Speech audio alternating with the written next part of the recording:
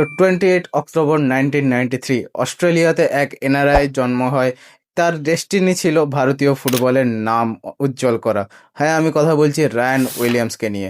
31 March 2026-এ AFC Asian Cup qualification রাউন্ডে হংকংয়ের বিরুদ্ধে প্রথম 3 মিনিটের মাথায় যে গোলটা হয়েছিল এবং তারপর যেরকম সেলিব্রেশন হয়েছিল, সেটা দেখে আমরা অনেকটাই বুঝতে পেরে গেছি রায়ান উইলিয়ামসের ইমোশন কোনখানে কাজ করে। যদি শুরু থেকে বলি ভাই, তার মা ইন্ডিয়ান, বাবা ব্রিটিশ, জন্মগ্রহণ করেছে সে অস্ট্রেলিয়াতে, বড় হয়েছে সেখানে।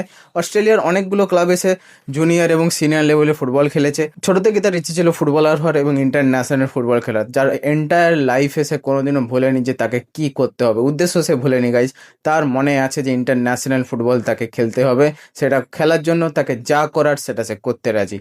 অস্ট্রেলিয়ায় বড় হওয়ার সময় প্রচুর ওখানে ডিভিশন ক্লাবে সে খেলে, যার মধ্যে Portsmouth, Fulham, Gillingham, Oxford United, Perth Glory, বার্সমলি।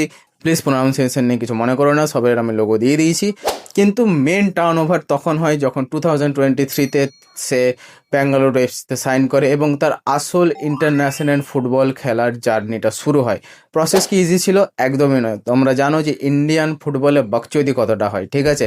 একে এনআরআই ভাই, তারপরে এই সমস্ত প্রসেস কোনখানে ঘুষ খাইয়েছে, কোনখানে কি করেছে, আই ডোন্ট নো।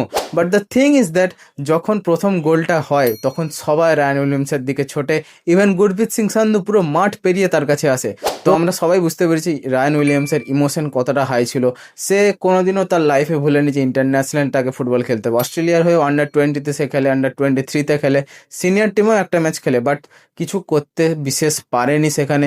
কিন্তু ডেস্টিনির অন্য কিছু ইচ্ছে ছিল। ডেস্টিনি বলেছিল যে তোমাকে ওই ব্লু জার্সিতেই খেলানো হবে এবং মেবি এই এএফসি এশিয়ান কোয়ালিফায়ারে মনে হচ্ছে কিছু ভালো খবর আমাদের জন্য আছে। তো এই ঘটনাটা থেকে আমরা একটা জিনিস অবশ্যই শিখতে পারি যে মেবি তোমার কোনো একটা ইচ্ছে আছে, এখন সেটা হচ্ছে না, এখন সামনে বাধা আসছে, অনেক কিছু প্রসেসের মধ্যে দিয়ে তোমাকে বেরাতে হচ্ছে। যদি তুমি হোপ না ছাড়ো, যদি তোমার ইচ্ছে সৎ থাকে, যদি তোমার সারাউন্ডিংসে সমস্ত এরকম লোক থাকে যারা তোমাকে অ্যাকচুয়াল হেল্প করে, যারা অ্যাকচুয়াল কেয়ার করে তোমাকে, তাহলে maybe my friend, you are destined to win.